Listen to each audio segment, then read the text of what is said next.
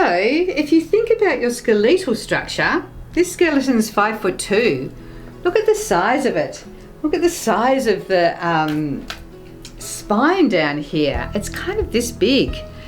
So if you can take a moment just to think of your body, your bones, and then there's a couple of key joints that will often be the first thing that you'll map out in an Alexander lesson. One will be where the skull meets the spine.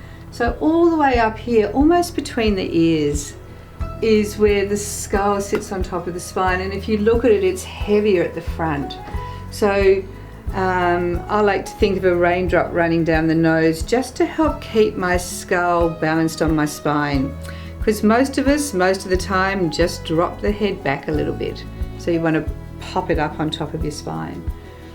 And think of your whole spine as one big spring. These gentle curves give it a buoyancy. And then the other key joints in the body is where this ball and socket joint is, where the leg meets the torso. It's down here in line with the pubic bone. A lot of people will think their legs meet their body sort of somewhere up here, where they're really scrunching in here. The legs meet the body down here. And they're strong, big bones that can really take our weight and also help with that sort of buoyancy that's coming back up through the body. So really allow the legs to be here in line with the pubic bone. And then the arms, there's a freedom in these arms. The collarbone is the first bone of the arm. You want to have the sternum releasing down, you want to have the sitting bones releasing down. So we take that pattern of lifting ourselves up. We want to drop the sitting bones, drop the sternum. The collarbone here is the first bone of the arm. This is the first joint of the arm.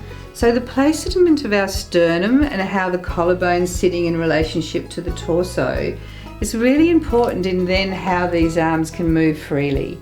So if we've got our sternum lifted and we're holding ourselves up, the language that most of us grew up with, I was told stand up straight, pull your shoulders back. And that just affects my breathing, affects my voice, affects my ability to be present, and can eventually cause quite a bit of pain through the shoulders and into the lower back.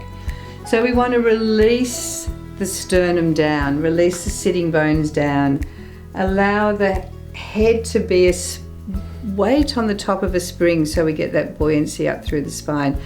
Then we're cooperating with the design of the body, and everything we do can be easier.